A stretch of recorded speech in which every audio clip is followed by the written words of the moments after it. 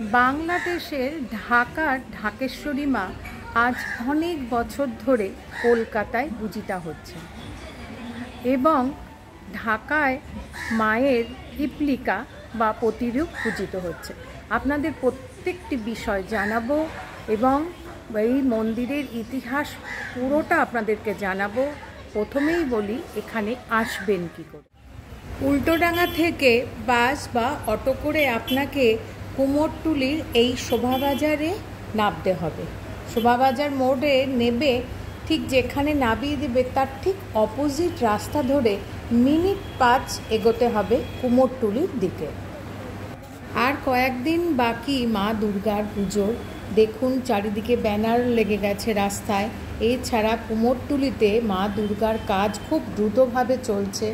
চলুন আমরা এগিয়ে চলি ঢাকেশ্বরী মায়ের মন্দিরের দিকে। আচ্ছা, এটা হচ্ছে 1 নম্বর কুমোরটুলি পল্লী।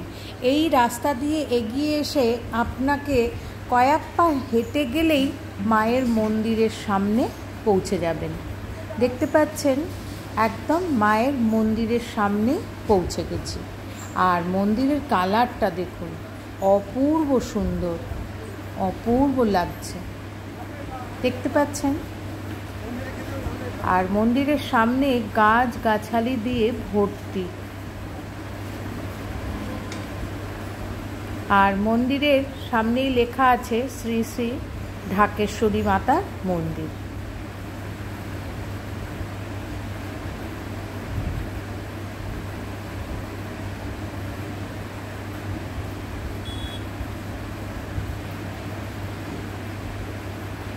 খুব সুন্দর এবং ওপরে দেখুন 3টে মেন একটা চূড়ার মতনই করা আছে। খুব সুন্দর মন্দির।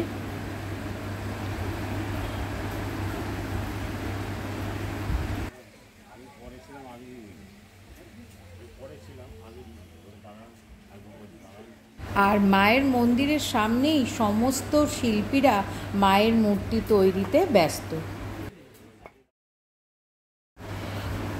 এটা হচ্ছে মায়ের মন্দিরের প্রবেশ পথ। চলুন ভেতরে প্রবেশ করি। মেন দরজাটা সবসময় খোলা হয় না।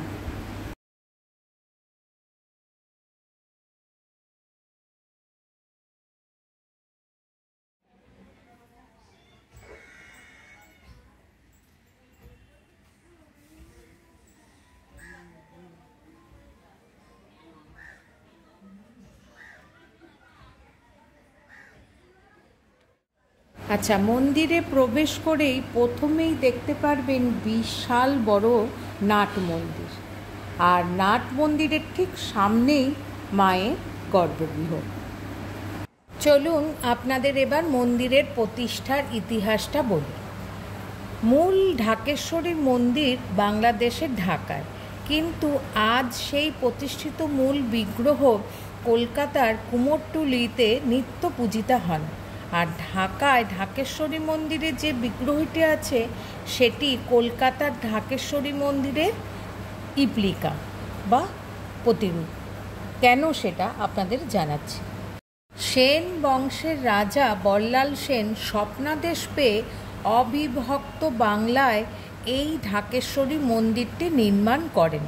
তিনি জঙ্গলের মধ্যে মুখ ঢাকা অবস্থায় এই দেবীর বিগ্রহটি পেয়েছিলেন বলে মন্দিরের নাম রাখেন ঢাকেশ্বরী মন্দির।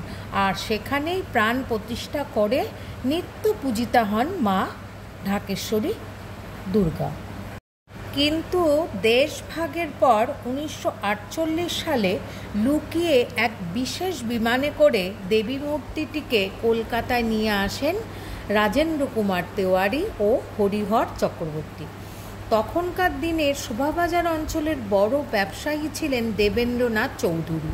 তার এক গুদাম ঘরে মায়ের বিগ্রহটি প্রায় 2 বছর লুকিয়ে রাখেন এবং ওখানেই দেবীর নিত্য পূজিতা হতেন। এরপর দেবেন্দ্রনাথ চৌধুরী উত্তর কলকাতার কুমোরটুলিতে এই জমি দান করেন ও বর্তমান মন্দিরটি প্রতিষ্ঠা করেন এবং তারপর থেকেই 1950 সাল থেকে দেবীর পুনঃপ্রতিষ্ঠা এই মন্দিরেই হয়। সেই থেকে নিত্য পূজিতা হয়ে আসছেন মা এখানে। গর্ভগৃহে রূপোর সিংহাসনে বিরাজ করছেন ঢাকেশ্বরী মা দুর্গা। আর মা এখানে সপরিবারে এক চালাতে দশভুজা ও মহিষাসুর মর্দিনী রূপে পূজিতা। আর মায়ের ঠিক সামনেই শ্রীরামচন্দ্রের একটা বিগ্রহ ও বজরংবলীর একটা বিগ্রহ রয়েছে। আর মায়ের ঠিক ডান দিকে রয়েছে ভোলেনাথের অবস্থান, যেখানে একটা শিবলিঙ্গ ও তার সামনে নন্দী মহারাজ রয়েছেন।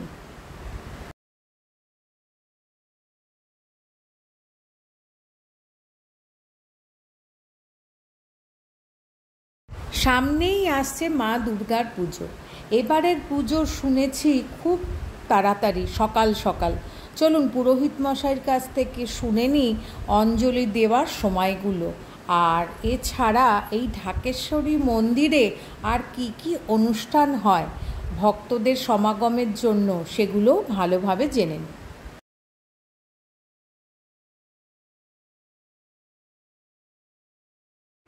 বাংলাদেশে নোয়াখালীতে বিশাল একটা হিন্দু মুসলমানের দ্বন্দ্ব শুরু হয়। তাতে বাংলাদেশে যত হিন্দু মন্দির ছিল প্রায় অসংরক্ষিত হয়ে পড়ে। তার মধ্যে ঢাকার ঢাকেশ্বরী মন্দিরও আক্রান্ত হওয়ার পর তখনকার সেবাই রাজেন্দ্র কিশোর তেওয়ারি মাকে বাংলাদেশের থেকে কলকাতায় নিয়ে চলে আসে। এসে তখনকার বিখ্যাত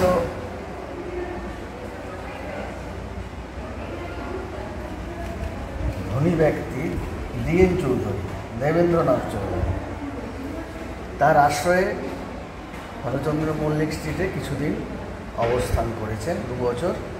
তারপর সেই ভদ্রলোক এই মন্দির তৈরি করে মাকে প্রতিষ্ঠা করেছে। সেই থেকে মা এখানে প্রতিষ্ঠিত হয়েছে। ঢাকেশ্বরী জগন্মাত তঙ্কলু ভক্তবৎসলা স্বস্থানাৎ স্বাগতা ছাত্র সলীলয়া স্থিরাব। নিজের লীলাতে এখানে প্রতিষ্ঠিত হয়েছে।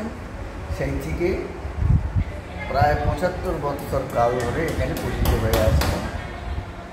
এবং ঢাকায় যারা এখনও যায় তখন ওখানকার সেবাই বলেই দেয় যে মা অরিজিনাল মা কলকাতায় আছে, কুমারটুলিতে। আর এখানে যেটা আছে একটা মায়ের রেপ্লিকা বসানো আছে। মায়ের এখানে শারদোৎসব নবরাত্রি বিহিত পুজোতে অনুষ্ঠিত হয়। আর পয়লা বৈশাখ, বাসন্তী পুজো, এইসব অনুষ্ঠান এখানে অনুষ্ঠিত হয়। মানে খুব সকালে শুনেছি, যদি আপনি বলেন কখন অঞ্জলি। এবারে তিথিটা খুব জটিলতার মধ্যে আছে। সকাল 6:22 মধ্যে অষ্টমী বিহিত পূজা শেষ, সন্ধি পূজা আরম্ভ হবে। তারপরে 7:12 পর্যন্ত সন্ধি শেষ, তারপরে নবমী। সেই দিনই নবমী পূজা। তারপরের দিন দশমী বিহিত পূজা, মায়ের ঘট বিসর্জন। সব ভক্তরাই তো এখানে এসে পুজো দিতে পারে? হ্যাঁ, সব ভক্তরাই আসে, সবাই আসে। বেশিরভাগ যারা বাংলাদেশ থেকে এখানে এসে বসবাস করছেন তারা মায়ের দর্শনের জন্য পুজোর সময় অবশ্যই আসে। আচ্ছা আচ্ছা। মায়ের পুজোর সময় এবং ভোগও কখন দেওয়া হবে সব এখানে বিবরণ দেওয়া আছে।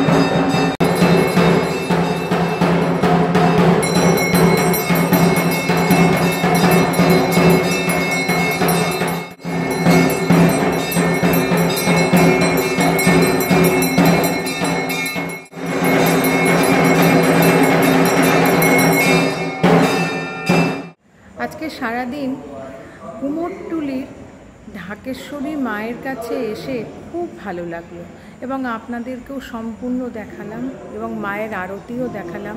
কেমন লাগলো অতি অবশ্যই আমাকে জানাবেন। লাইক, শেয়ার এবং সাবস্ক্রাইব করুন। Thanks for your time.